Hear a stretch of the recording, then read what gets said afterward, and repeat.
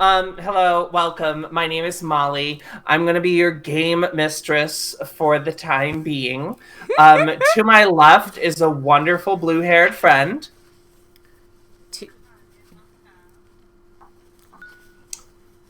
Oh, we're just going around. And what Hi, are your I'm Penny. pronouns? And what is your character name and what are your character's pronouns?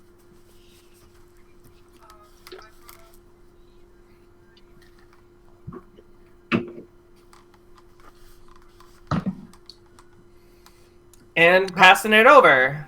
I'm Penny. My pronouns are they, them. I'm playing Taz, and his pronouns are he, him. Taz is secretly a heterosexual. Do No. not tell. No. Don't tell No. the AOTT gay mafia, or we will be unalphabeted. They'll take our letters. You cannot be spreading these rumors around the desert, okay? Speaking of someone with letters in their name, I refuse. I am waiting. You have to say who's next. hi, Scarlet. Scarlet has many letters in her name. It's true. I do have letters in my name. That's true. Scarlet has I'm colors in her Scarlet. name. I am Scarlet. My pronouns are she, her, and I will be playing Bayou, who goes by Bay. Their pronouns are they, them. Actually, your name has 2 more letters than my name, and your character's name has 2 more letters than my character's name also.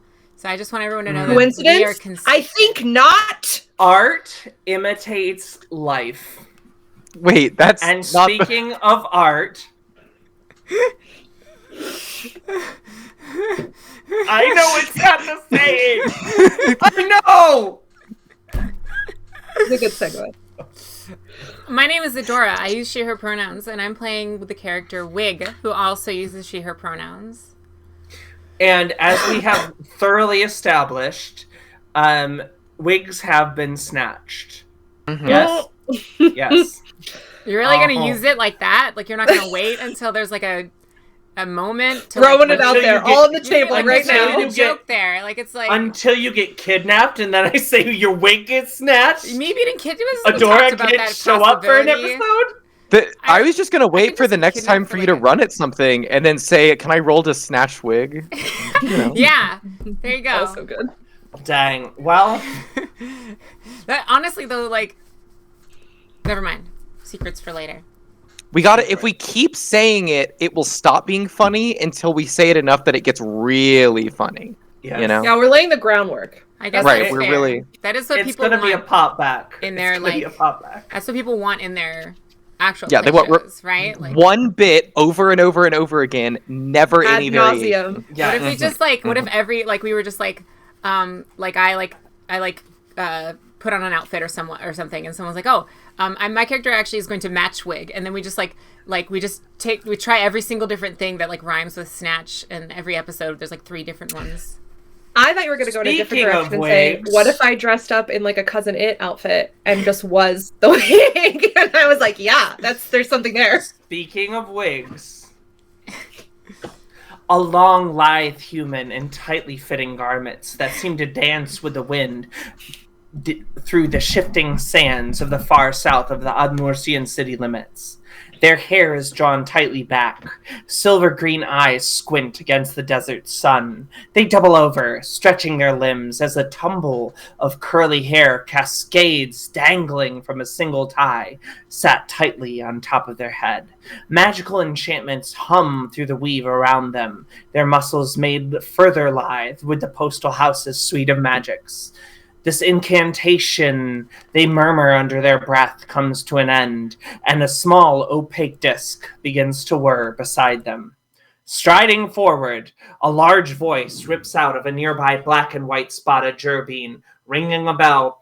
Last call for Redalara! Last call! The gerbean steps up onto the disc, fitting it with the requisite equipment to keep him steady. He pats a gnome on the back who sits in a chair beside him with a spellbook. This gnome is in deep concentration. Such is the life of an engineer in the southern wastes.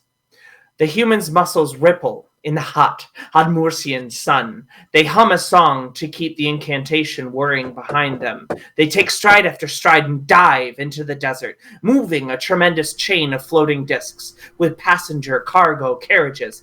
Each carriage has a conductor that seems to flit to and fro, and an engineer whose constant murmuring suspends the train in motion. This ride is pleasant for the party. The first night is beautiful in the desert. The setting sun burns bright beams of orange and purple into the sky as you settle in your suspended cabins for the evening. The runner changes at a small post near an oasis. A corvum is bathed in the magics of the postal house and hums the incantation to lift the head engineer and conductors. As the train of hovering disc howls through the seemingly endless dunes, your eyes are drawn to jutting jasper figures in the distance. Small at first, but quickly they seem to spread around you. The dunes give way to tremendous and barren flatlands interrupted by the rusty mountains behind them. Sitting at a crest is Redalara, the hope of Yukarhan. You arrive on this evening, Golung 40, this month of Tangageni, turn of the wheel 3213. In just under 2 months, the elven crew of the Foriolis will be shipwrecked, and the island home of Nilmananji will be razed. For now, the elves drift along, the sound of an insular ball bearing keeping them company as they witness the strange abandoned and flattened islands of the atoll. So arriving into the city of Redalara are our heroes. Everybody, what would you like to do? I am thirsty. And you know what? If I was trying to hide after committing a crime, you know where I would do it? I would do it in a bar. And not in the endless desert of sand. No, what? I'd get sand everywhere. Okay. There's an Anakin meme there. Sand here. What time of day is it, Millie? Sorry? What time of day is it? Evening time of day. Evening. Okay. Perfect. And we're arriving. You see a long strip of stalls being boarded up for the night as you pull into the city. You see kind of a central market, which has a big sign that hangs over the front archway that says Sans Glory Market. To the left, you see workers leaving Sundara Reagent Supply, a larger building that you know to be a place where reagents were recently kept.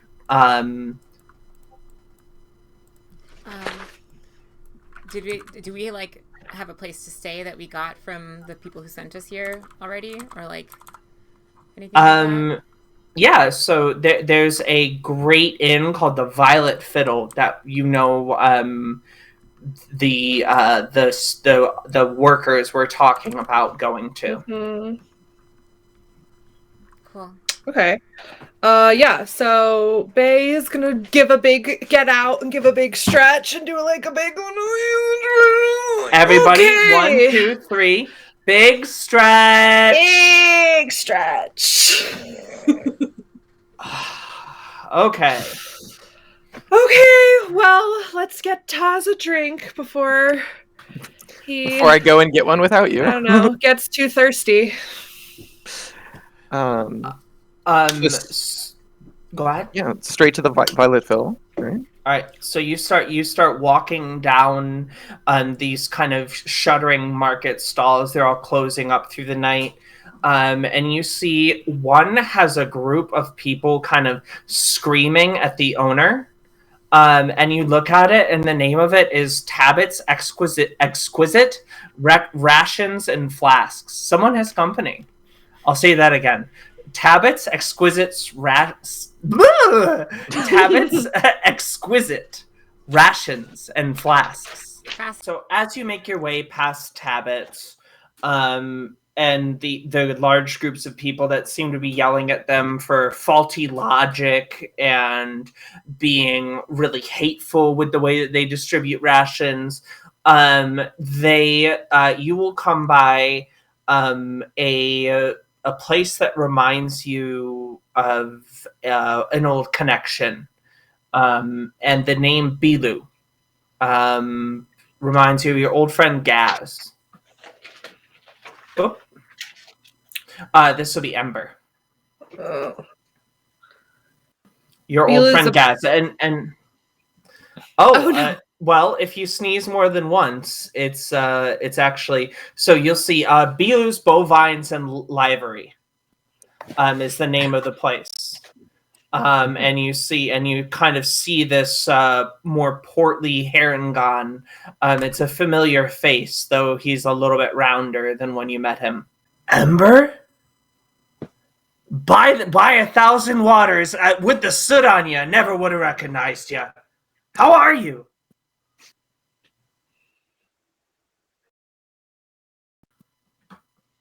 You always love to make a mess of it. We're all together right now? This is just a decision that this person is closing up their shop, and so yeah, right now you're all together. Ember, introduce us to your friend. You never mentioned. You talk about Gaz all the time. You talk about it all the time. You are okay. You never mentioned Gaz a single time, but introduce us to your friend. And you see this portly, torty Harengon. He actually used to have. You would have met him. He would have been able to get a small amount of really good reagents every once in a while, but just a really small amount. So you could occasionally count on him for something really tiny. Mm-hmm. So I would have met him from like. Oh no, Ember would have gotten stuff for you from him. Mm-hmm, mm-hmm. So, do you need some livestock, or? And you kind of looking around at his leather shop. He's like putting away like cattle bits and.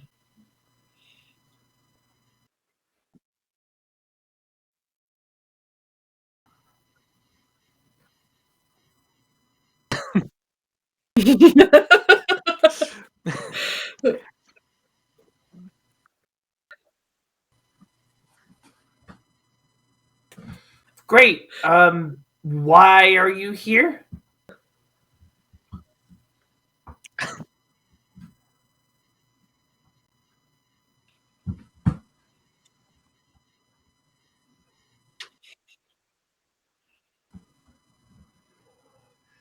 Oh, yeah, I heard about that.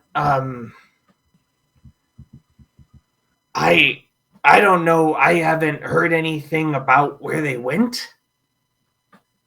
The SRS, they don't seem to touch the illegal stuff anymore.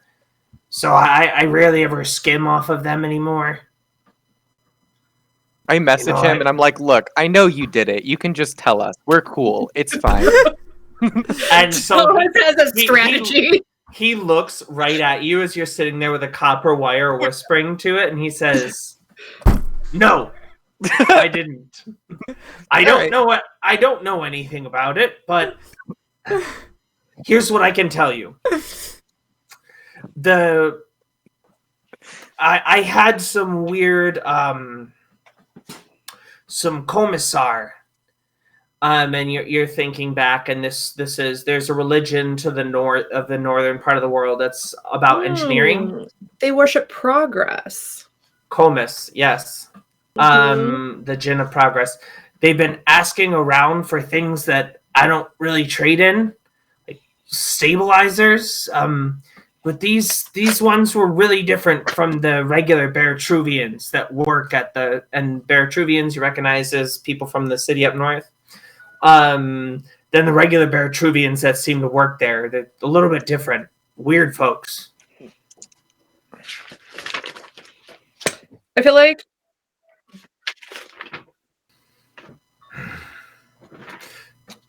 they worked at SRS. I just see them when I see them.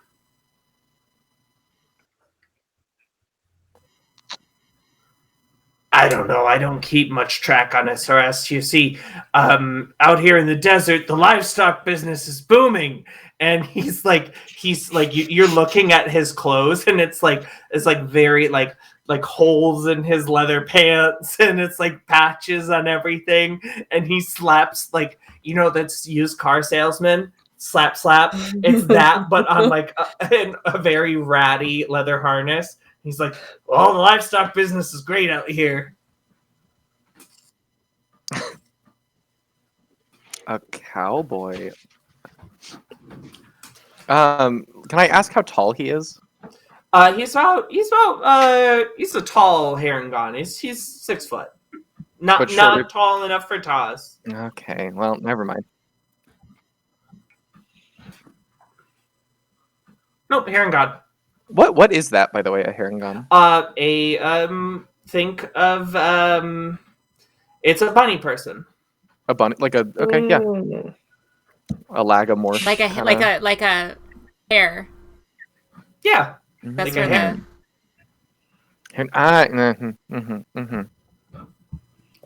Well, and he. Writing, right? And he'll say, so are you going to drink at the Violet Fiddle?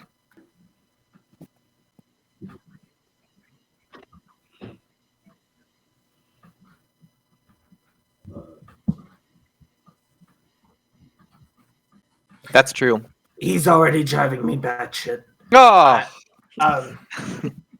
And you can, and he'll say, I'll be along in a little bit. I just got to finish closing up. And you'll walk down I don't know.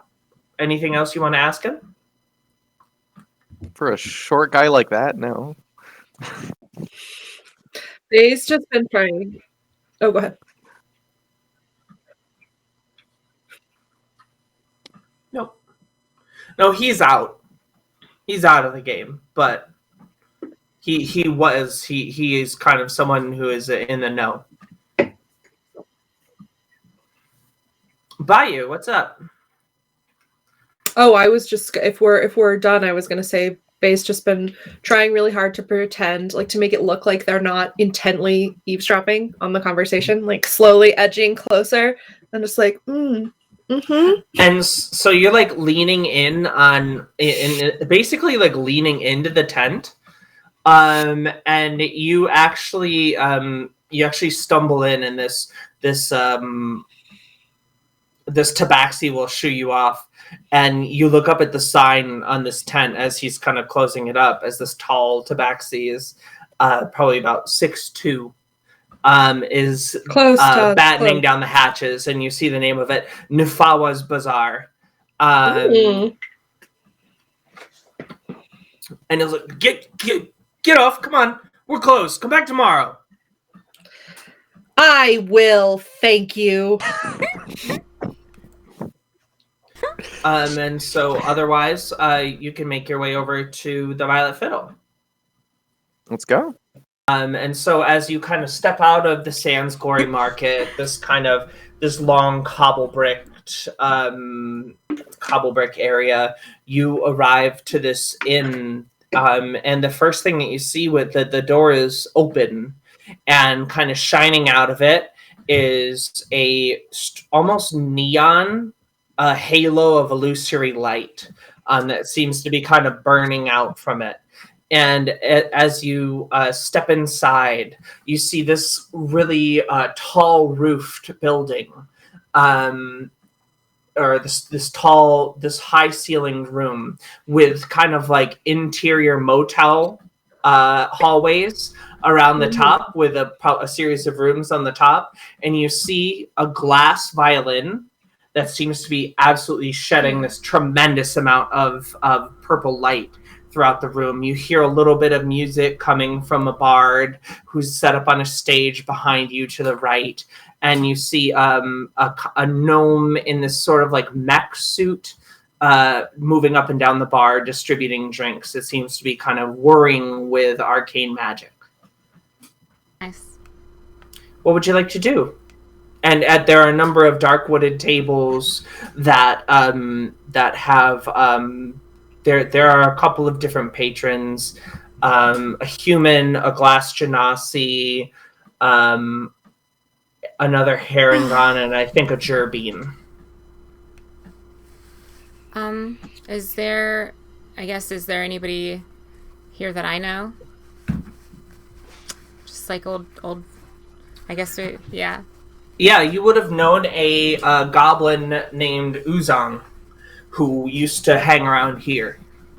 A kind of pink-skinned goblin, but you don't see them. Okay. Like they would be here come hell or high water, and it's strange that they're not here. Okay, and I don't recognize anyone else. Nope. I mean, you'd recognize the Tick and Tyke, the cook and the bartender. Cool. Well, yeah, I no mean, one- I'll do something about that soon. If no one else has a better idea, I'm going to walk straight to the bar and try to get the bartender's attention, kind of rudely, like snapping. Yep, and so you see the kind of mechanically bound gnome is like talking to this Goliath who looks absolutely slammed. Goliath? Yes, a 7'2" Goliath, Oh. very masked, who is just absolutely slamming him back, ugly hammered. And you will, and you'll finally get Tyke's attention. Or sorry, they're both Tick. So you'll get Tick's attention, and they'll say, "Hey, what do you want?" I've never been here before. Do you have any specialties? Anything that an out-of-towner should try while they're here? Absolutely. And they'll grab a nice wine glass because they sort of look you up and down and are like, yeah. And then Something they I can will hold step- like this. Yep, absolutely. And they get you kind of this white wine, and this glass, it seems to react with the purple light in the room, and it seems to glow this kind of bluish green under the violet light in the room. Ooh. And so you have this not great white wine, but in a really cool glass. It's gussied up a lot. It's gussied up. And as you're looking around the bar, everyone seems to be drinking out of a stein that's some kind of that seems to glow differently in a purple light. Well, if nobody stops me, I'm going to walk over to the hammered Do Goliath. you need a room? Are you staying in town? I believe we had rooms prearranged for us. We were sent by the Eohabala. Believe there would be how many rooms would we have had out of character? You don't have any rooms. Oh, I thought they set us up with rooms. No, they sort of recommended that we go here. But I feel like it tracks that Taz assumed that. Okay, yeah. Well, then we we won't can walk run back. with that if you want to. I don't have any reservation. I don't have any reservations. I'm sorry. Well, how expensive is your finest suite? Yeah, I mean, listen, a golden night. Nice. That's, I don't know what that means, but sure, that sounds reasonable. Great. You pay up front. I And pay up front? What's your business in town? Oh, the deposit. Do you have a security deposit? A security. All right, I give him the gold. What is our Thank you. business in town? And I remember distinctly Bay getting mad at me for saying something. So I simply say, we are mysterious strangers. Okay, all right. So here I think I will jump up. Mysterious Ohabala strangers. You're sounding great to me. That the way to be in the middle of an Onoramo place is mysterious. Hi. It's great to see you again. Water's blessings, but I just wanted to say that I'm not a Habala either, and also I wanted to say hello because I've seen you before, but I had a question. What was the name of the goblin again? Uzang. Uzang. Have you, by any chance, seen Uzang around for a while? We were friends before, but well, usually they'd be here, so I'm just curious if they're doing okay, or, yeah. Yeah, he was just in here the other night. He was talking about voices in his head. and then that he was in danger. I tried to get him in a room, but he just seemed panicked. The next morning, the Justicars found him dead. I'm gonna, like, do I overhear this? Yeah. I'm gonna step in. I feel like Bay's not been out of the temple very often. So he's like they're like convinced that this place is like pretty fancy. They've never been in a place this fancy. There's a mech behind the bar, kind of a big deal. So to this point, I think they've just been sort of like in awe. But upon hearing that, they're gonna snap out of it and be like, "Were they perchance present during the explosion that happened recently at the dig site before they started acting strangely?" No. Okay, then never mind. I saw the dig site people, the you Ohabala types. You're weird. So Thank you. Have you ever seen the sun? Ever seen what? Yeah. What's up, Wig? My character is not saying anything aggressively. I don't know, like, you know what I mean? Like, I'm like, you know, she's kind of like shatter pausing and kind of fidgeting and like looking around a little bit. My like character acting right now is in character, so we'll go back into it. Please continue speaking. But do you know what happened to change his behavior? We're investigating a mystery right now. He seemed pretty drunk when I saw him leave. I think he knocked someone else's red wine on himself. I don't know.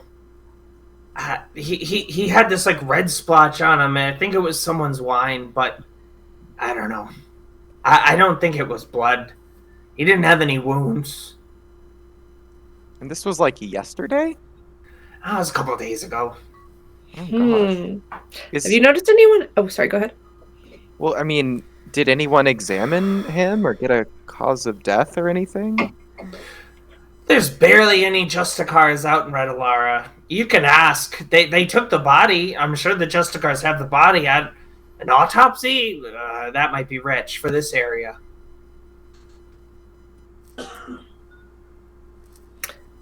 You noticed anyone else acting weird?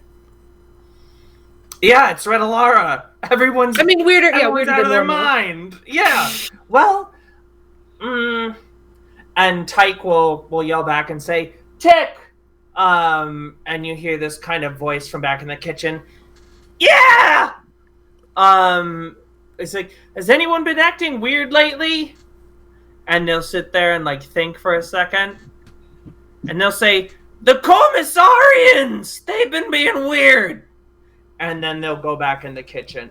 That is the religion from the north, or is that the progress? The cult of religion. progress. Cool? Interesting. And where do they normally hang out, my fine sir? I'm actually I use they them pronouns. But my fine goblin. No. And like looking up at you is just like side. I've never seen someone critical fail without rolling before. And they'll say, yeah, it's fine. Happens all the time. But thank you for correcting yourself. Appreciate you. What was your question? I forgot. Where do they hang? Where do the commissarians hang out? Are they here? Well, the Bertuvians will come here every once in a while, but there's been a couple of them. They're weird. They talk different. They're strange. Okay. They came a few months ago. They talk. And they've been weird the whole time. Suspicious. Sorry? Us? They What? talk different. What do you mean talk different? That's so suspicious. Well, you know how Bertuvians are. It's all very straight to the point. Mm-hmm. There's no how are you? There's no sense of unity. That's what it is. Got to get some more Ardmores in there. I don't understand how they could. So, my fine friend, let me ask you, who do, So have you ever made considered? uncomfortable by your puritanical adherence to the Mercian faith? Have you ever considered the unity of all living beings? Oh, Bay, Oh, Bay, I'm rein just it in. asking. No, you're not. Rein it in. This fine goblin just seems like I it could. I apologize for my overzealous comrade. She needs a drink and she won't take one. Oh yeah. we're just on a misgendering train It's tonight. true. They them. Yeah. Wait, Bay's, what- Bay's what they are- them also. Wait. Bay is they them. Yes. Yes. It's okay. I'm sorry. And Yes, they them. do you you hear like a little bit of a rattle because Wig has just jumped up onto like a high shelf to just hang out up there doing something. That's all. And so nice as up Ember there. is kind of slipped into the back of the kind of quietly trying to settle in at a table, what is Ember up to?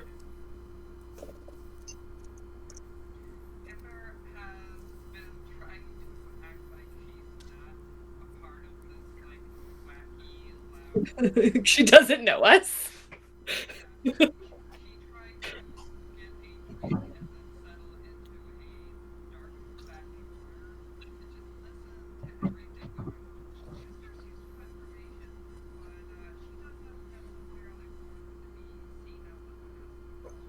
Sure. So as you're sitting there, you will hear a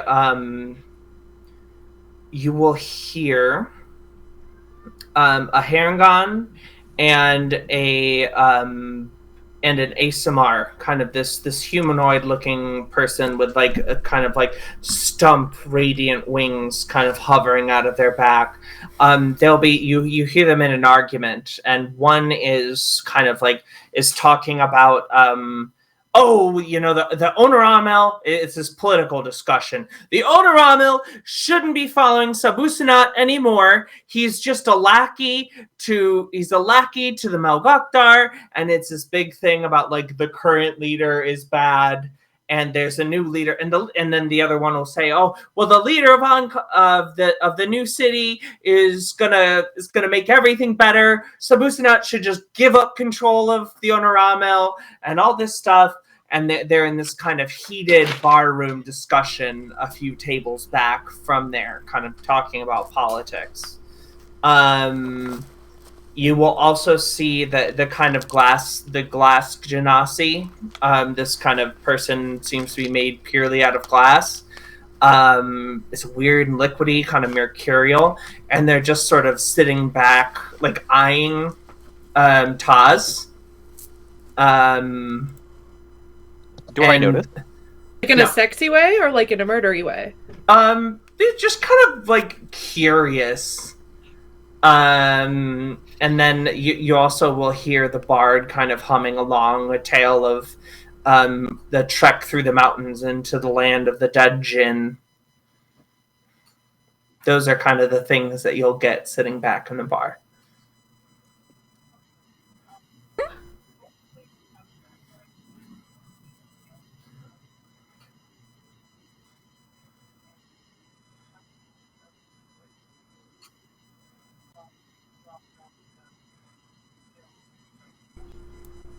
The Genasi. And so a glass Genasi, it's like a humanoid that is made of glass, it looks like. Yeah, And they're liquid glass. They're like part elemental or something. Yeah. Okay. So I get this note, and I'm going to just real quick make a wisdom saving throw to not immediately stare. All right, that's a nat 1. So I get the note, and I just whip my head around, and I'm like, someone's looking at me? and you see this person like looking at you, and he's this masculine hand will wave you over. Okay. All right. Well, yeah, I walk over with my glass in hand, and I sit down. There's an empty seat for me. Yeah. Yeah, and I Yep, sit it's a down. little round table. Nice dark woods. Well, to what do I owe this pleasure? I heard you're from out of town. You may have heard correctly. What's that like? Being out of town? Yeah. It's the same as it is anywhere. The drink's a little bit better where I'm from. What do you like to drink? What do I like to drink? Strong wine for the most part. And he will be very happy to just listen to you talk about the city. About the city. And the city's hot. I'm from Hotmoors. Udmors. Yeah. Yep. Well, I guess I start talking about how great of a wizard I am. I do a little dancing lights above our table, you know. And he'll nod. Oh yeah. Yeah, I talk a little bit about the Ohabala. I give him like my lines, you know, my flirting, you know. Okay. You Right. talk about your The academics moves. while you're flirting. No, I just talk about how great I am. I Oh, mostly okay. complain about the academics and talk about how cool other things are about it. Like I'll talk about like my midterm project where I polymorphed a Oh goat. gee. Okay. Yeah. Yeah. As you're sitting there, so we had 2 19s on perception checks. So Adora Wig and Ember, as you're kind of watching the room, you'll see a drip from the rafter. A small bit of liquid will land on Taz's robe, and Taz is completely oblivious to this. Is this like generally something that I would be concerned is immediate danger to Taz to have liquid on his robe? Like, or is it just like... It's not raining and it's completely dry outside. Yeah, so it's like an indicator that something is there. But I mean, like, do I need to save Taz's life from this drop of liquid? No, If I think that it's like it's poisonous just something or that you've seen now. Cool. Okay. Awesome. What does it look like up there? What is the roof? What is the ceiling? Sorry, what does the ceiling look like compared to what it looks like outside, etc.? I guess it's an inn. Yeah, so that where you are, it's a high ceiling. It goes right up to the rafters, and you can see the wood slats for the rafters, and there's mud worked in. Is there any? Are there rooms above this room? No, not above this room, but is kind of like a balcony with rooms set in behind it, and the balcony sort of looks out over this indoor courtyard that is the room that you're sitting in. You know, I never did get your name. Fine. Oh, I'm Esaz. Very nice to meet you. I shake with the other hand. I'm holding wine. Esau's? Yes. And where does that name come from? I've never heard one like it. Oh, my family's from the Pigeon Turu, which is a mountain to the south, and my dad is from Januvrai. He was one of the sailors. So I think maybe like Wig and Ember, like, or is Ember in the back still? Or Ember is sitting at a table, looking like we don't know each other.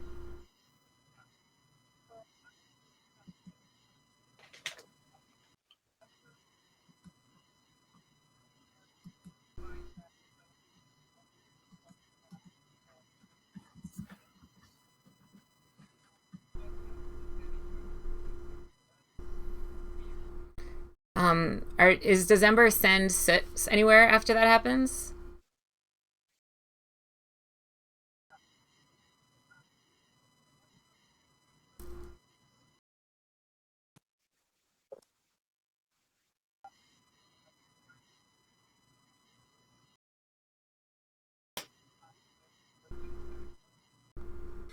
Sure. So you can step out.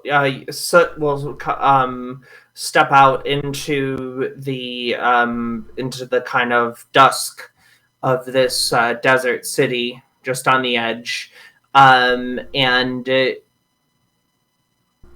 you can have it climb the wall.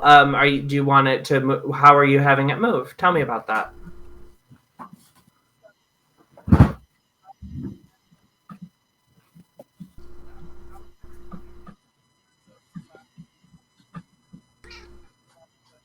Okay. Well, it came from the ceiling, which is directly to outside. Unless there's a space in between, but we think that above the ceiling where the water droplet came from is outside on top of the building. So the implication is that Soot would go outside and then climb up the wall to go like see if there's anyone on top of the building or something. Do you just want it to scale the wall on the inside? Okay.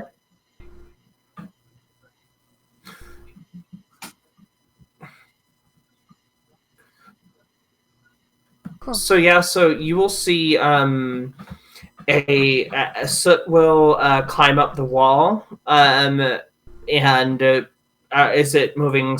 I don't know. It's a little fox. I'm not sure. Would it be able to climb up upside down? Scientists remain divided. There are like rafters, right? Yeah. Oh yeah. So it could climb through the beams and everything. Yeah. So yeah, it'll come back down and it'll sniff around and it'll come back down and there will be a kind of a oily liquid on its snoot.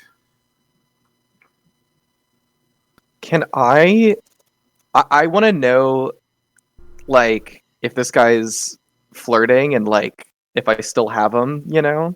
Because that was my immediate assumption. Yeah. Okay. I'm getting macked on. I'm getting... Oh, he's just trying to... He's genuinely interested in hearing about Ohabala. He's doesn't meet a lot of Ohabala people. Mm-hmm. And what is your fascination with the Ohabala? Oh, well... You know, I'm one of the few reps that actually stays at my work post here.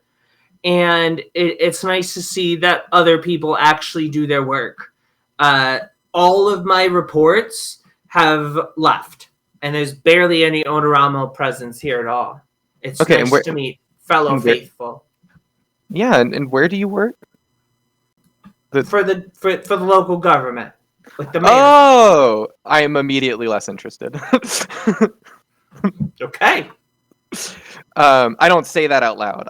I'm just like oh, a bureaucrat. And honestly, we're kind of concerned that the Ohabala haven't made much progress with this new development. The thievery that happened? Whatever it might be, we need something done. We need to develop that site. All right. Well, we got here, half an hour ago. So I'm like real defensive. I'm like, okay, Taz doesn't have to know this, but development doesn't mean thing happened. It means terraforming.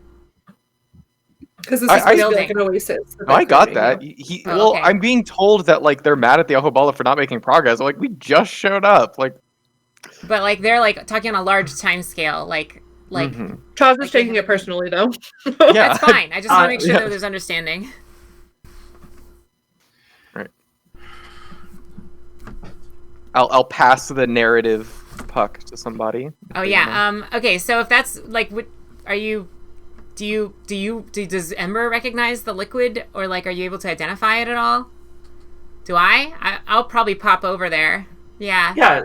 So Ember, so as you kind of take this off your finger, you see that it is a thick red ink. It seems to be oily in nature. It's almost like a paint. An oil paint. Not blood. I think that if neither Ember nor Soot is going to go outside, I will do that.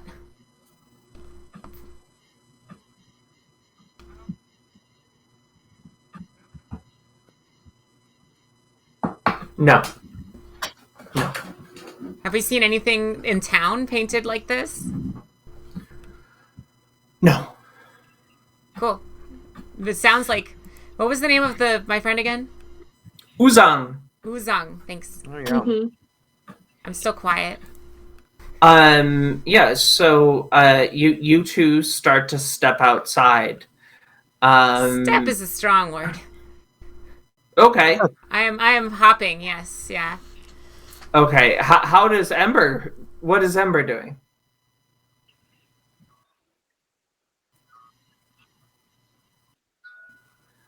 Out the door? Okay, Bayou, what are you up to? They just got abandoned by all of their friends at the bar as Yeah, they're it's just you and proselytizing. Tyke. Well, It's actually, just you and Tyke. I left because I was feeling sad, and then Taz abandoned you. Ember was never at the bar with you. You were really only abandoned by Taz. I start looking around because I'm Is it not Bob? happy. I'm not happy with where this flirting is going because I found out he's like a bureaucrat, and I see that you're proselytizing to someone, and I'm like, oh, you have to meet my best friend, Bay. Faye's gonna whip around and be like, "We will continue this conversation. I see the interest in your eyes Please. that I have sparked, No. and I want you to know Please, that no. in this great ocean, we are all just circling around in a whirlpool of sadness, and it's But okay." may the waters carry you away from me. But they'll come back because that's how the tides work. So I'll see you again. Not how rivers work. And then Faye's gonna keep trying to last word Goblin as he backs away from him. And you. But all rivers lead back to the ocean. And you will hear. And you'll hear. You'll hear from the kitchen. Last word. Yeah, and so you walk over and you'll see you Taz and is completely nonplussed by this bureaucrat. Yeah, and what was his name again? Is Isan? Yes. Eos. IASC. Okay, I say, Bay, Eos here was so interested in learning about the Alchabala. Oh my gosh, that's so funny. Oh, I love learning. And talking also about Onwars and just, the unity of all things and water and the molecular structure. Oh, I guess we don't talk about that. The magical structure of water and, So, as this conversation is Eos and Bay dive in. I also feel like before we get there, I want to say that I think Bay really misinterprets what's happening with Taz, and they just assume, because they know that Taz likes tall men, they assume Taz is really into this person, genuinely does not read the disinterest that has happened, and so is trying to be like, Taz is actually a really good student. I have been working with him, and he's pretty smart and a good wizard, a real wizard, a really good wizard. I am a real and good wizard. Really good. Real and really good and really real, real as far as wizards go. Yep. So you can see I have this staff. Tell us about yourself more, friend. So Eos will launch into that as Ember and Wig step out of the building. As you step outside, you see Wig. You see kind of a figure of a small creature, kind of like a small humanoid, shift into the shadows behind one of the adjacent buildings.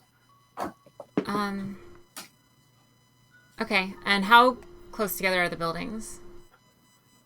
In this area, you have it's kind of, they just tuck themselves into an alleyway where it kind of becomes more of a dense block. But this area, it's kind of a bigger strip. So you have probably like a 20-30 foot until the next building over. Okay, yeah. So, did you see that? I'm speaking to Ember. Yeah, if you're there, yes. Okay. I twitch my nose some and then jump to go follow. All right. I think I want to be on top of buildings. You a kind of a shadowy figure, child size. Oh, right. Children. I forgot about children. They faded into an alley. Actually, yeah. Maybe I'll say like, do you wanna go investigate the roof while I go check that out? Is that okay?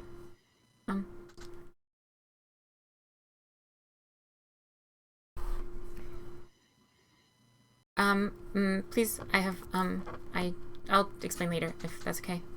I think it'll go good this way. So, yeah, and then I just jump off. She's got to do it for the children. And, Ember can choose to follow Wig if she wants to, but yeah.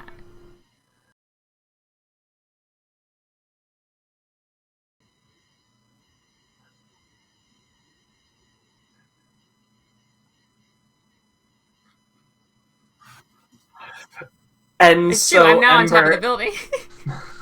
Ember, you look over and there's a wagon that is kind of stepped up stopped against the violet fiddle, and you see kind of a pretty clear hop, skip, and a jump up to the roof.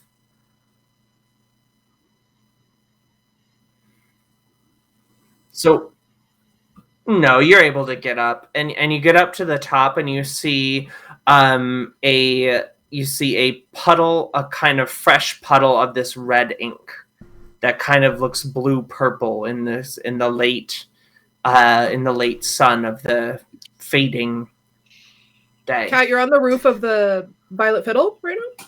Okay, cool.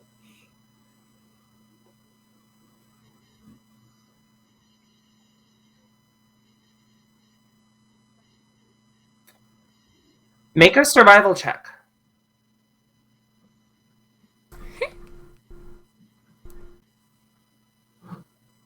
You're plus I will one, also looks take like. investigation. Investigation. Yes. Yeah, I guess I've split us even further, but I'm assuming that these will be short storylines so that they can be I together. was thinking about that. I was like, yeah, it's excellent. 15. You see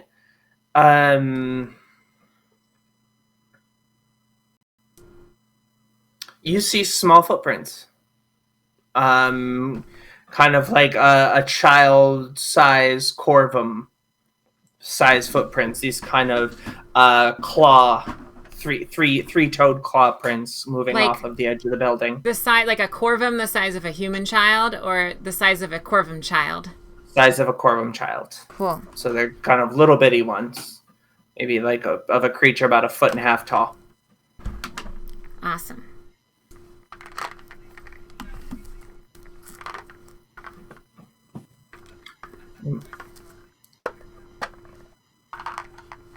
As you spend some time looking around up top, you also see a dried puddle of this same ink. And as you're looking at it, you see that it's a few days old.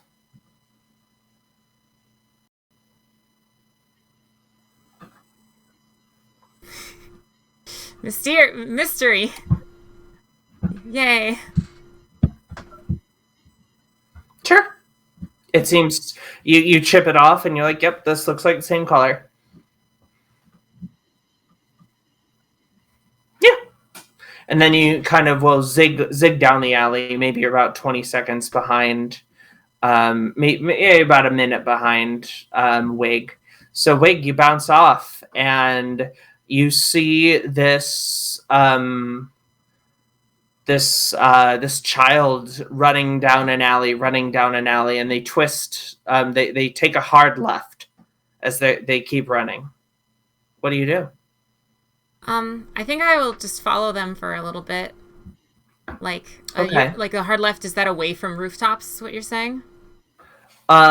You're looking down on them. The plan is to follow them by jumping on rooftops. Yeah. Okay. So cool. So you're kind of weaving through this desert complex, looking down on where they are. Make a perception check for me to try to stay on the trail.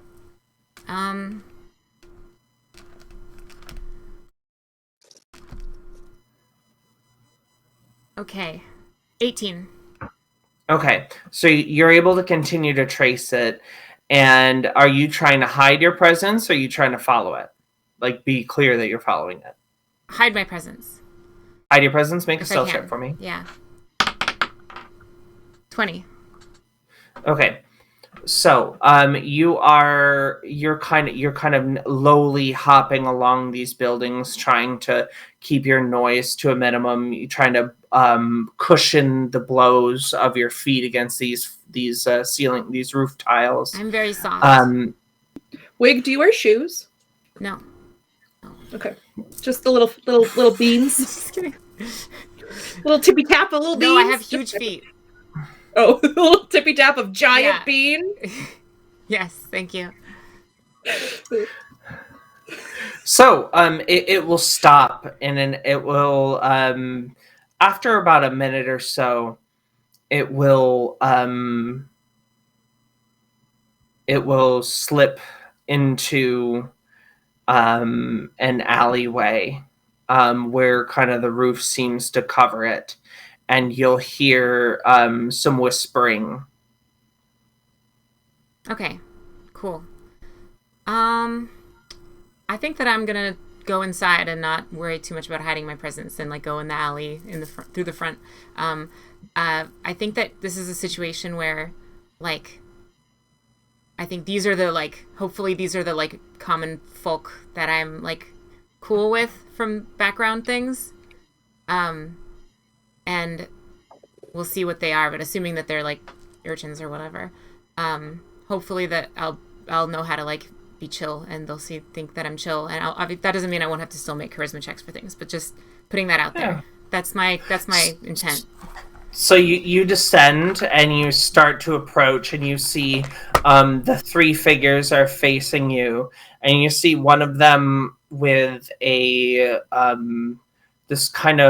this long paintbrush that seems to be dripping red ink off of it. And you walk up behind them, and they all sort of turn to face you, and their eyes, you can't really tell what's going on with their faces because of the quality of the light in this area. But they're silent, looking at you. Okay. Well, hi there. I'm Rick. I don't know if you have met any of my friends, like Uvong or the others, and I'll like list some other people. My assumption or like headcanon was that, was it Uvong or Uzong? Uzong.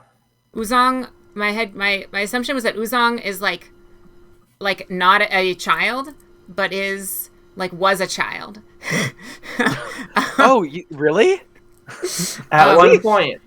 And like, so has a mother. So okay, I'm gonna just I'm not doing a good job of showing, not telling, because it's hard when your character is like having quiet thoughts. But my thought is that my character has known Uzong for a while, since Uzong was a child on the streets. Was friends with them or knew them on the streets, and then like saw them like grow up and then like at least like make a somewhat of a living for themselves or whatever. So that's why I'm really, really sad that like that they died, because I'm like, no, I was like there for all of that. That sucks. And so my character is like shatter pausing on like the struggling through that news. So you're approaching this group kind of with all of this playing in your head, and sort of kind of like the way that Wig is experiencing it is almost in like stutter step, because it's like your heart's beating, you're thinking about this person that you lost. How are you approaching them? Like, are you just like walking right up to them?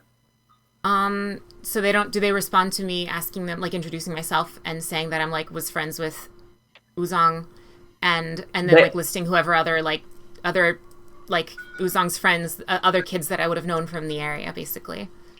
They turn and look at you, and they have kind of disconcerting masks on. Masks like expressions or like items? Items. Cool. What do they look like? Very featureless and pale. But you can see the tie. I see. Okay. Hi. Are you all doing okay? Hi. Probably around now is when like Ember would catch up, I think. Okay. If she wants to enter, she doesn't have to, but you've caught up physically.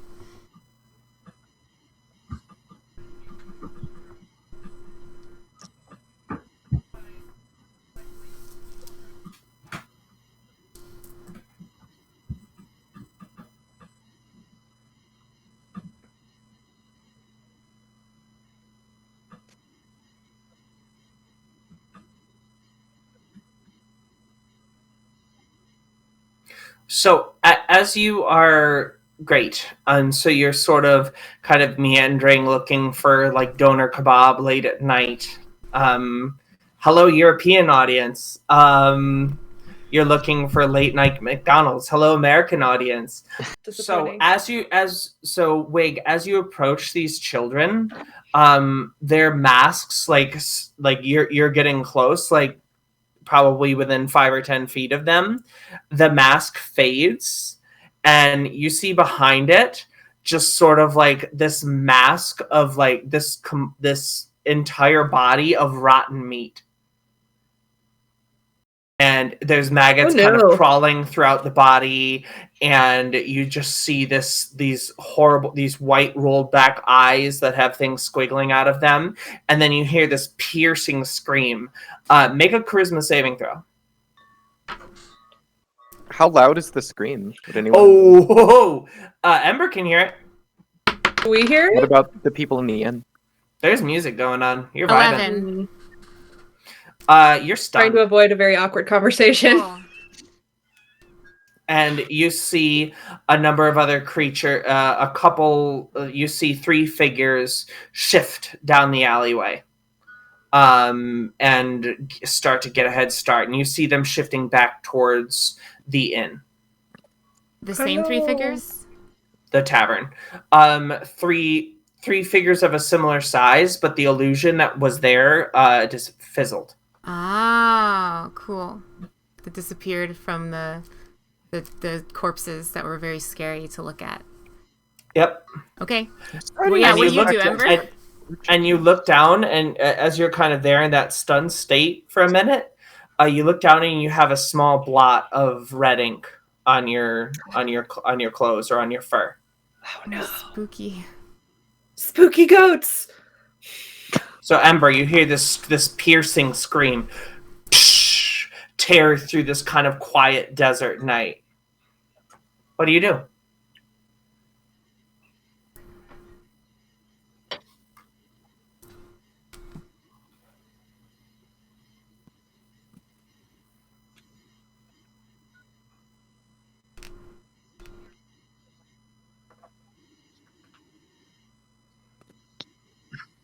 And you hear like angry yelling, in "I am mad at you, my friend," from the falafel house, and you start. That's canon now. You start tearing down the alleyways towards where the scream came from. Make a perception check. Who? Ember, and then I'm going to kick back over to the hotel. Great. As you see, as you're arriving to where you see the kind of like paralyzed figure of Wig, you hear 3 sets of footsteps moving back towards the Violet Fiddle. So speaking of the Violet Fiddle, your friends have been gone. You've been talking to Iaz. What would you like to do? Go ahead, I'm getting a little exhausted from hearing my friend proselytize and this person flirt with me that I've no longer have much interest in, and I'm like, hey, have you seen Bay or Ember, or not Bay? Have you seen Wig or Ember recently? They haven't really checked in for a minute. No, I think they just popped out. They're probably fine. Yeah, I'm gonna go. Why don't you can keep talking about that Hobala. You're doing great. And I'm gonna go get some air. I mean, again, I think Bane doesn't read social signals very well, and so they assume that you're asking. It's like when girls say they have to go to the bathroom and they're expecting another girl to say, "Oh, I'll come with you." So they're just like, "Oh yeah, I'll come. Let's go outside and get some air. It's stuffy in here." Yeah, it's That's so cute. And is there any chance that I would notice, or that Bay would notice, the red on me? Because it got on my robe, right? Once you get outside, if you're stepping outside, you will notice that there's like a stain, against your kind of blue-purple robe, there's a big red stain across your chest. What is this? What? Like across my chest? Like here. Oh, it's big? I thought it was just a drop. Well, I mean, I've been. It was a drop when you saw it. What is this? Hey, what is this? That's gross. Yeah, it's like it's not blood. That guy touch you? No. Yeah, we're gonna look around and see if I can identify the source of the red goo. My instinct would be to start ritual casting detect magic, but I don't. Obviously, that's not gonna like pop before shit happens. So right. But That's maybe okay. I like. So you start to kneel down and ritual cast to protect yourself In the middle of it. Well, what does ritual casting detect magic look like? I thought you just like draw a circle on the ground, like Full Metal Alchemist. Yeah, well, you tell me what it looks like. You just have to take 10 minutes to do it.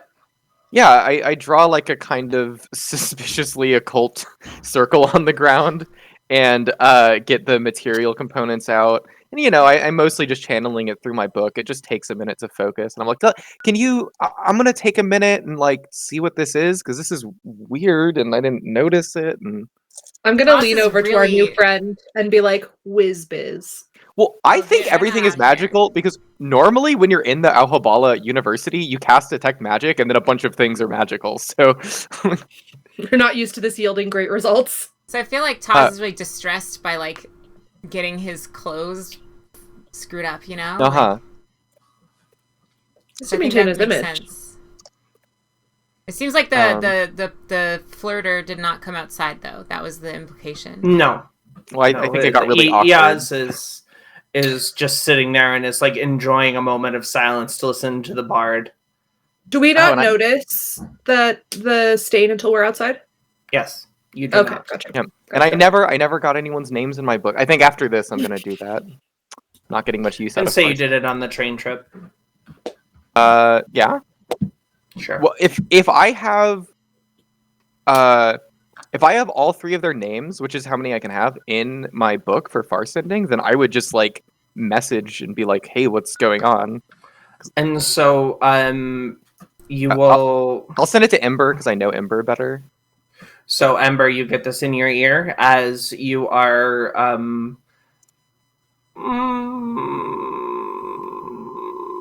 You're getting your doner kebab.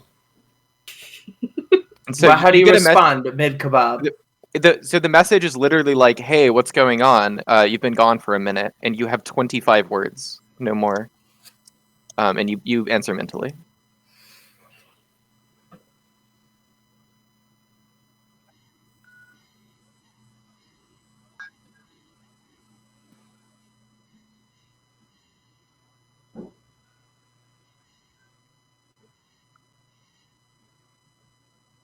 Wait, they found a red stain on the roof.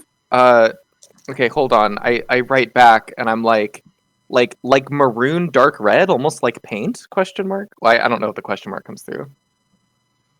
You just have to say question mark. The words question mark. Words, like... Yeah. Okay. Where are you? I cancel my ritual cast. Where are you? If you say doner kebab, that's the funniest shit. I thought it was Falafel House. It is Falafel House. I'm at the Falafel House.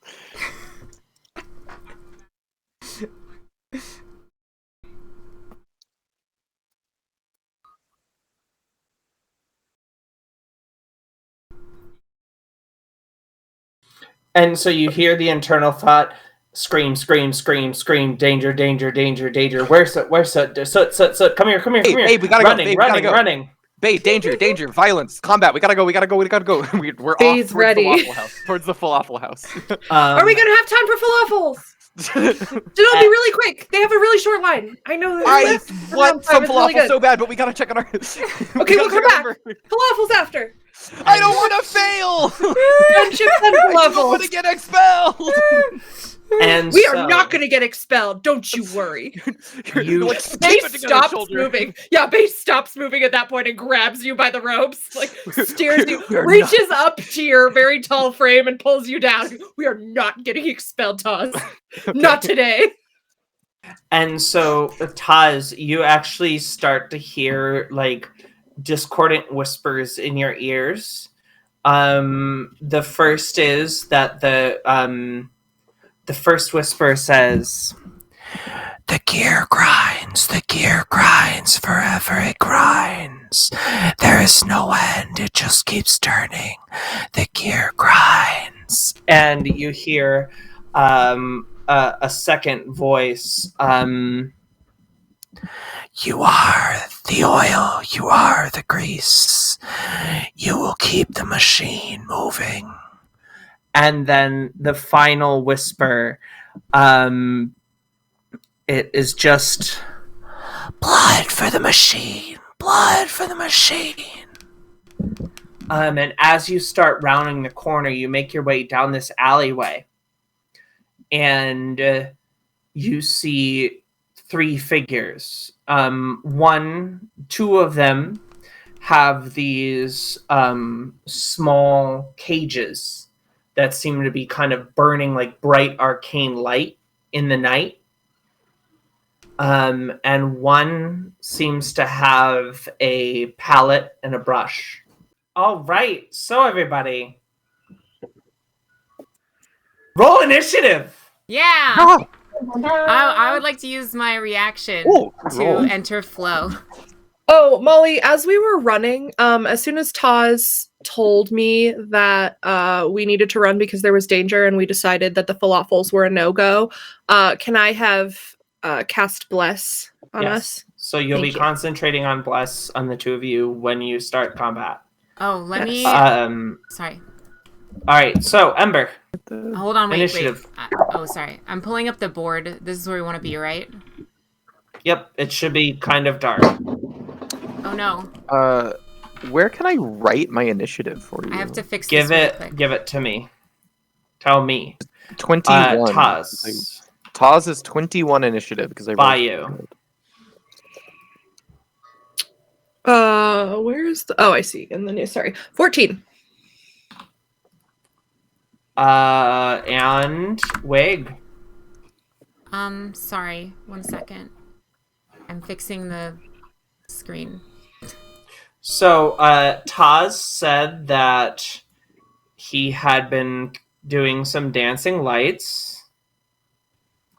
So there's 1 light, there's 2 lights, and there's 3 lights as they run in from the south. Dancing lights is concentration, right? Yes. All right. Well, enjoy the light while you have it. I think everyone has dark vision. I've got dark vision. My initiative is 27. I got a nat 20. I was- All right, class and gives this me a bonus. and the Sterling Vermin goes with Catagon at 9. So top of the order. You kind of like running up from behind as you see this scuffle starting to break out. You're at quite a distance. Anything you're doing to kind of prepare yourself as you're like maybe set back a turn, recovering from the stun? I'm recovering from the stun, and then I have to get over to here from where I was. I'm saying you're like a turn back. So as you're running into frame, what are you doing? Yeah, so when we roll initiative, I'm going to talk about the homebrew content. So my character's class is Zephyr, which is who made that? Benjamin Huffman. Yay! So so one of the things that Zephyr gets is you enter flow, which is kind of like a barbarian rage but different. And so what you get to do is I can use my reaction to enter my flow state when combat begins.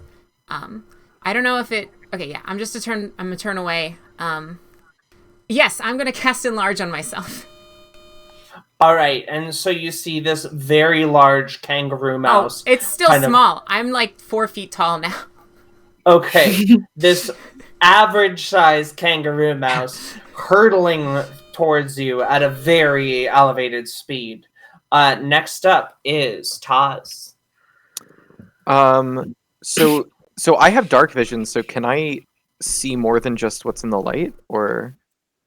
I will make sure that your token is updated for your correct dark vision. Mm-hmm. It should be.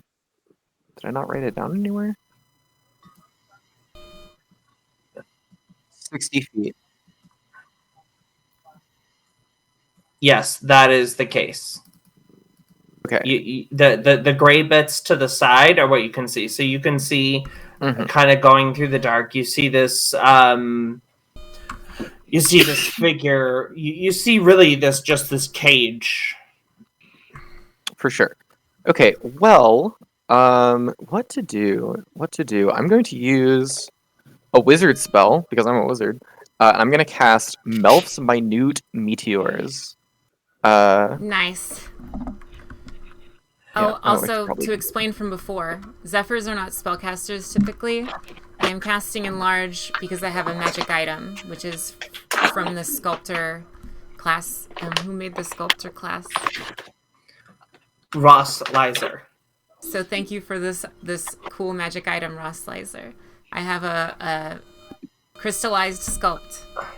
I think for the folks at home, I'm going to flip us into daylight because this isn't looking very good, I bet, on this stream. Okay, I will not metagame. So,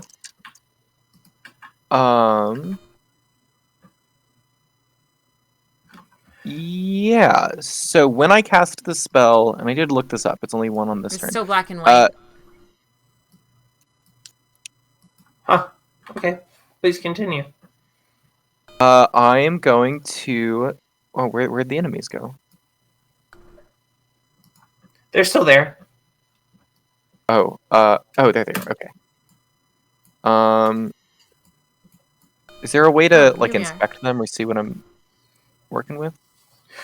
You have the closest to you is holding a blue cage. There's one that's a little bit further back that seems to be holding a brush and easel, or what do they call it? Palette. And another one seems to be holding a green cage. Well, 1, 2, 3, 4, 5, 6, 7, 8, 9, 10, 11, 12 is 60 feet. Oh, 120-foot range? I can hit any of these guys. I want to shoot the one with an easel. I used Melf's Meteors as my action, and then I can immediately throw 1 or 2 of them. I will throw 2. So all right. Shooter's got to shoot. Once a meteor reaches its destination, each creature within 5 feet from where the meteor explodes must make a dex saving throw, so they're spread out, so only the one. No, you can hit 2 of them. 14. I guess I can pick a spot. Yeah, if I put it right there, I can hit both of them. Yeah. The door's right. The first one is a 14. The second one is an 18. Okay, my DC is 15, so the 14 is going to take. I'll roll. It's 2d6 per meteor, I believe. Yes. Okay, so give me damage for the first one.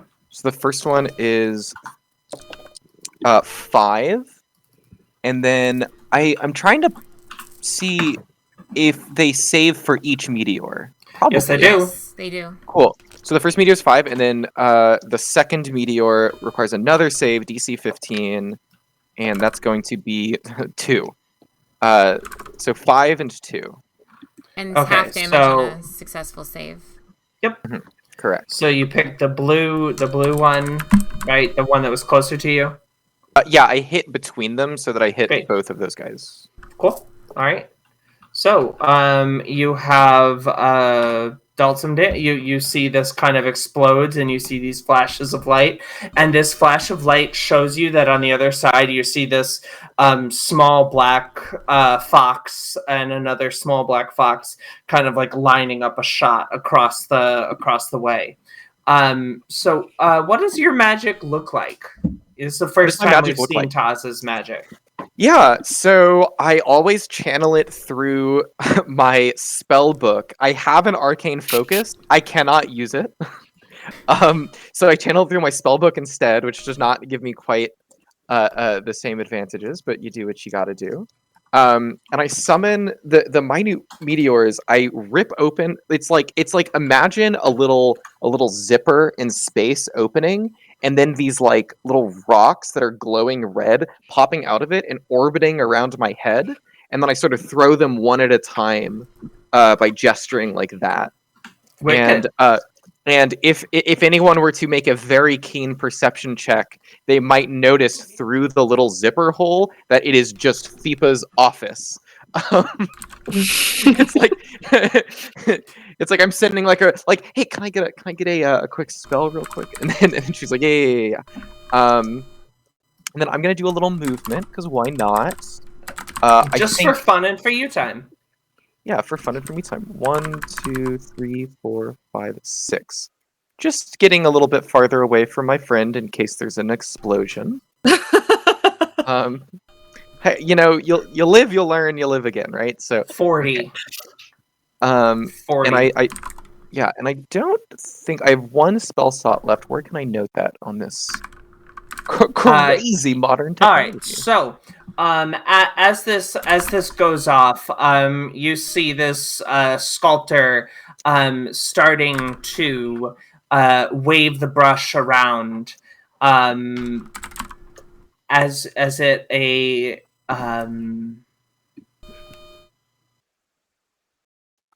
as it, oh my gosh, that noise. As a bolt of energy fires out at you, Taz. What is your AC? My AC is 14. We're back without a buzzing noise every 14 seconds. Meticulously, we timed it out for you, the watchers and listeners at home. And as this happens, this halfling with an easel dabs their paintbrush into the palette and starts to weave it around, and a bolt of red magic flies off the tip of this brush and connects with the red stain on the front of Taz, and he will take 10 poison damage. And give me a Constitution saving throw, Taz. Constitution, no problem. Let me do the damage first. And I'm going back to an old Kendall special. Just real quick, before I make this roll, where do I track my spell slots in this app?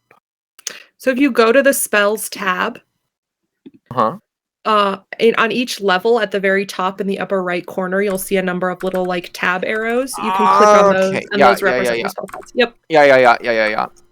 Okay. Con save. Imagine having spell That's slots. going to be 18. All right, you save. You feel this necromantic magic start to see like surge through your body, and you're able to wrest yourself back out of it. As this happens, one of the cage holder will surge forward. Towards you. We are going with baby green here. We'll run 1, 2, 3, 4, 5, 6, 7, 8, and you'll see this green cage in his hand, and he'll fling it forward at you, and around you you'll see it's a 5-foot by 10-foot cage. And it seems to be surrounding you. As you touch it, you can tell you could force your way through it, but this green energy cage seems to be built all around you. You could force your way through it, but you definitely have to push. It would not be easy. So I'm immobilized. Also, I forgot, Taz, you are within a 5 by 10. Bless, and I think you can use that on saving throws in the future. You get a D4 to add to your saving throw. Bless is attack rolls and ability checks. Nope, attack rolls and saving throws. Also guidance. saving throws. Oh. Yeah. Not ability checks, I think. Just attacks and saves. Not ability. Yes, it's just combat. And so green will surge forward, and green is sort of rattling at you in this heavy chain armor, and it has this large club in its hand. Next up, what kind of creature is Green Cage? Green Cage, you haven't been able to tell yet. It's very heavily armored. Okay. But, like, how big though? Medium size. Okay. 5 or 6 feet tall. 5.5. And then what about the others? The palette is medium or small, is on the smaller side, is a halfling, and the other one is about 5 foot. Same. Did we all hear the whispers, or just the 2 of them that were catching up? It was just Taz. Oh, okay. Right. Next up is Bayou. Okay. So you see your friend thrown into a cage, or a cage thrown around your friend. I am going to go ahead and cast Guiding Bolt on the one that just attacked Taz. Okay. So ranged spell attack. All right. So what do I add to that? Wisdom and proficiency bonus. Wisdom and proficiency. Probably 7. 6. 3 and 3. Yep, 6. Okay. So that's going to be 18 to hit. Yeah, that hits. Oh, plus Great. the D4. Oh, yeah, plus the D4. It hits, though. We got it. We got him. There. Okay, and so then he's going to... And this is Guiding Bolt, so it's radiant damage, which... Yep. Correct. Maybe something? Might be relevant. Yeah. Okay, so that's going to be 13 damage. All right, cool. And then the next, if anyone else makes an attack roll against that creature, they will have Great. advantage. Is it the first one, or like any? It's one the next one, but it can be from anyone. Cool. All right, so that would be green. Justikar has now taken 13 damage. Great. I love next cleric. up is Baby Blue. Baby Blue, are you doing any movement? Me? I think I will not. Yeah, no, I will not. I'll stay here. All right, cool.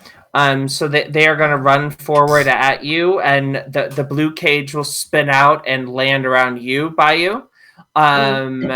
And you feel you're seeing this as this arc of radiant energy. Is that a spell? No. Okay. As this arc of radiant energy pours from you into this heavily armored man in front of you, you see these blue bars start to form around you, and as you're sort of like cramped in by it, you can tell you could force your way through, but it would take some work. And he moves towards you, and he's wielding a rapier. Okay. Next up is Ember.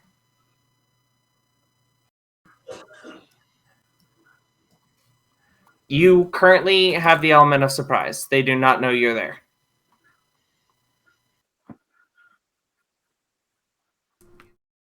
Yes.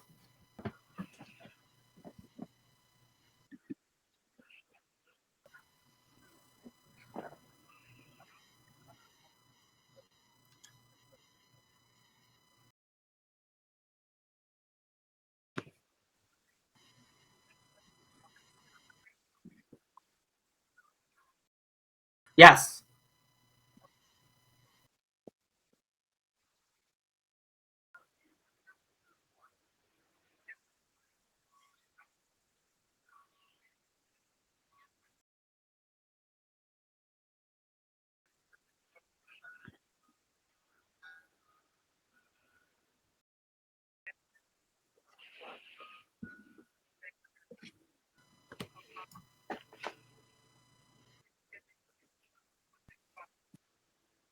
This all happens simultaneously.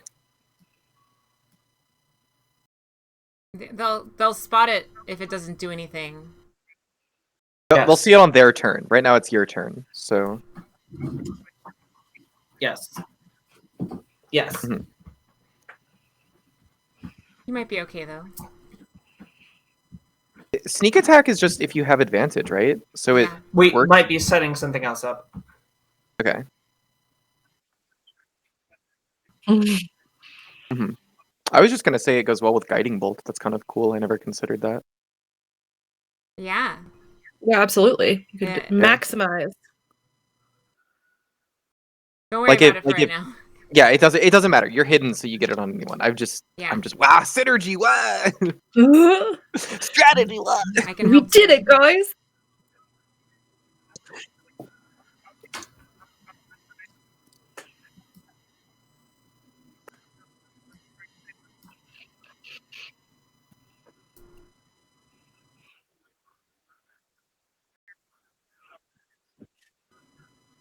Cool. Cool.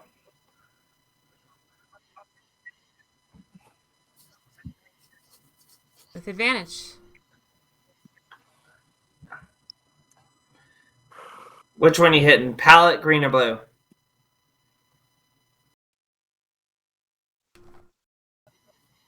All right, cool. Take your shot.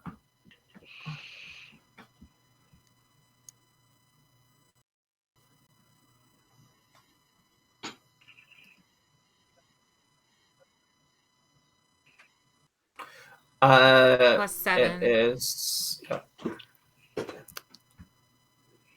Probably 6 or 7, yeah. It's +7. Unless you have a magic weapon. That You is do. +1. Yep. So it's Well, plus then- 8. +8. All right. Whew.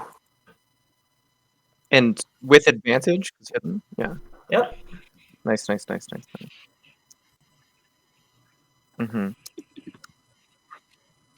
We love when the rogue We love it's love always when the rogue has advantage. D10s all the way Well, down. can two just roll d10s it is about the twice. same as a d20, so it's literally exactly the same. It's probably not distinguishable. it is not 17. Cool. So the shot rings out. Well, the shot doesn't ring out. You hear a small flutter of fuzz, and there's this kind of ripple of fur, and the shot goes across. Go ahead and roll me sneak attack. Your shot damage and sneak attack,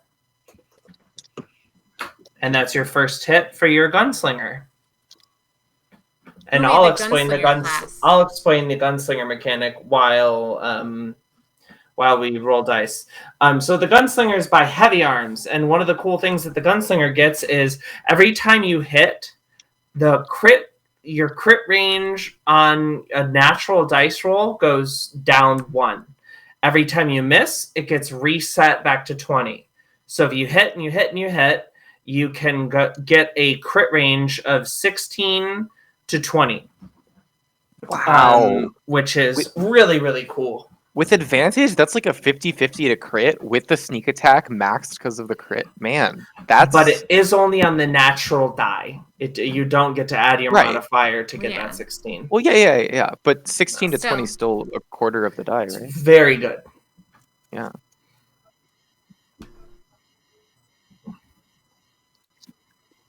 One 1d10 plus 2d6.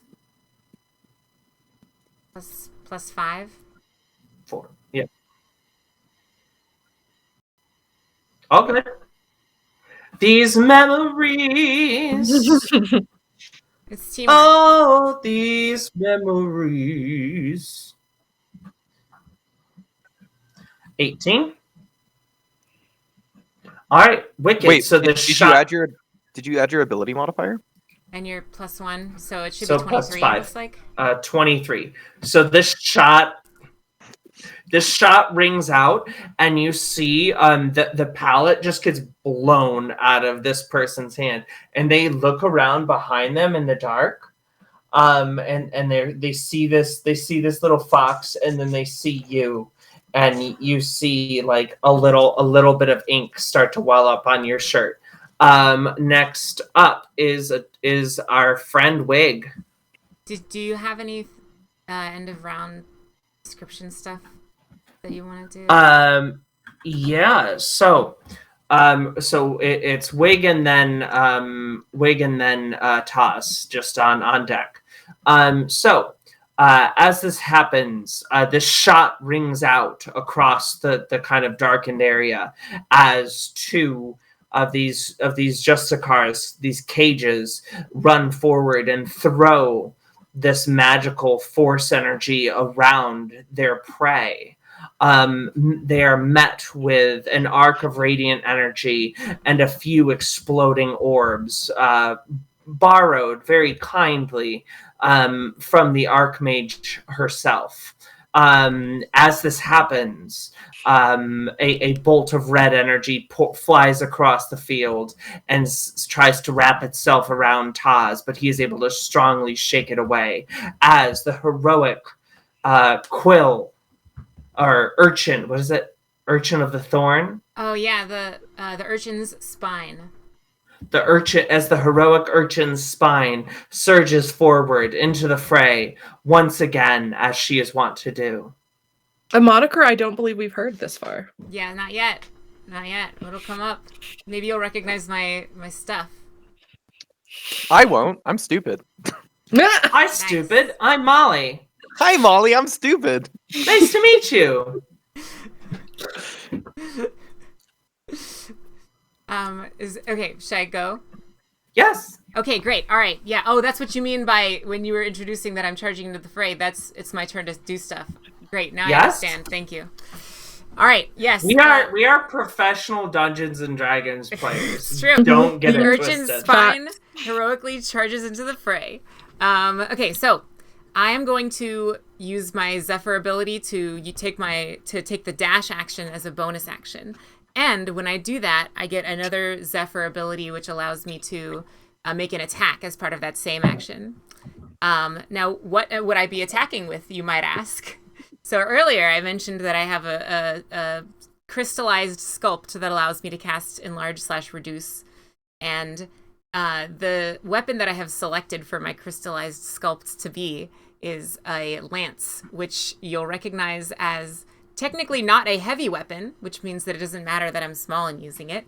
But it does have a special, it has a special property where if you are not mounted and you try to attack with a lance against an enemy that is like adjacent to you, then you have disadvantage on that. And don't get adjacent confused with an adjacent mask. So as the urchin surges forward, mana spine in hand. Yes. This has a. I was just gonna finish saying that the crystallized sculpt lance property is that once per turn I can ignore this property, and what that flavor is, well, I guess I'll describe it. Let me just go. All right. Yeah. I'm using dash and I'm running forward, and I'm not actually running because I don't do that. I'm jumping because the specific subclass of Zephyr that I have selected is the Dragoon, which allows me to jump really high and far. So I'm going to, you see Wig like jumping from place to place, jumping onto this wagon, jumping onto this tent, and then launching into the air and landing on top of this creature here. I don't know however you want me to do that, but yeah, I'm gonna do that and land on top of them. And I'll actually what I'll do is I'll attack in midair before I'll land first. Let's go. Let's land. Let's do it. All right, so they will fail the dexterity saving throw. They are knocked prone. Okay, yeah. So when you land on somebody from falling, they have to make a save, and if they fail, they fall over. And so I'm going to be trying to do that a lot, is the plan, is landing on people. So you see this fluttering, if you want to go ahead and make your attacks? Yeah, okay. So let's make the attack that's part of the dash action. And I have advantage because they're prone, and it's a melee attack. So I think that's an 18 to hit. That hits. Okay, so now the lance damage is a D12, and I have the Piercer feat, so I get to re-roll my D12 if I want to. And then I get a D4 from casting Enlarge on myself. Sorry to make it just a bunch of exposition. You now know exactly how Adora's character works. I love developing characters with you. It is so much fun. Yeah. Yes, and so that is going to be 15 damage. Wicked. No, it's So, 15 on the roll, so 15 plus 4 for the first attack. okay. That's beefy. Yeah, that is a lot for an attack because I rolled a 12 on my second d12 roll because of the piercer. That's pretty nice. So now that I have landed on this person and knocked them over and so okay, I'm going to describe it. So the cactus spine, the little one that I talked about before, are you trying to communicate something? I'm stimming. Great. Okay. The cactus spine, the little white needle, comes out. I pull it out, and it's bigger than it was before. Now, before it was the size of like a needle. Now it's the size of like a needle that's this big,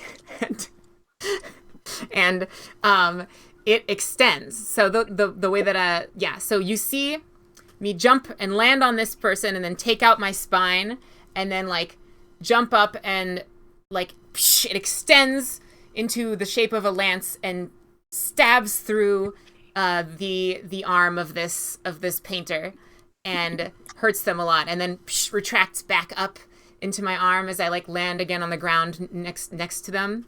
I guess over here, basically. And then I'm going to come over here, which the lance has reached, so I can be 10 away. They lash out at you with the paintbrush, attempting to mark you with paint, and they miss. Great. Okay, I was just gonna say that I'm jumping, so it'll be like I get the like racial feature, but it doesn't matter. We'll do it. Yeah. So I jump away, like nimbly landing on them, knocking them over, stabbing them, and then using the lance being stabbed into them, pushing off, and then retreating it back up once I push off, landing nearby and attacking them again. So I'll use the attack action, and I get one attack when I do the attack action from Zephyr, but there's other fun stuff for later.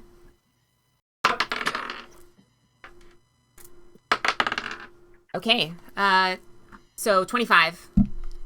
Hits. And another... reroll that one. Awesome. And that's going to be 13 damage for my second attack. Great. And so, as you kind of flit through the air, this series of hops from this very tremendously athletic Gerbine that's just been bouncing around the field this entire time, you see them slip into the state of unseen acrobatics, and with this lance, they drive it straight through the arm of this creature, turning around. They drive another critical blow into the side of this painter, and as it's sort of looking out at you, and as it's sort of breathing its final breath, it will say, okay, I just go ahead. I don't want to kill anybody. It's a zombie. If it dies, it dies. I'm just saying, like, if the option is available for non-lethal damage, that is going to be my default at all times. Isn't it? Okay. As coming out of its eyes. As this happens, there's a brief flit of acknowledgement that it is fading in whatever way. It will start to bleed out. And so it will look at you and say,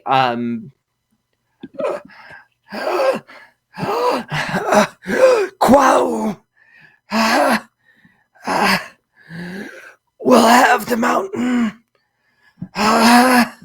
And you see the kind of consciousness fade from its eyes. And as it's doing so, you see it reaches for something from its belt and will throw it into its mouth. And that's where we will pick up next time. Thank you so much for joining us on our episode of Shadows in the Daggerlands, Tales of the Concord. We're so happy to have you. We forgot.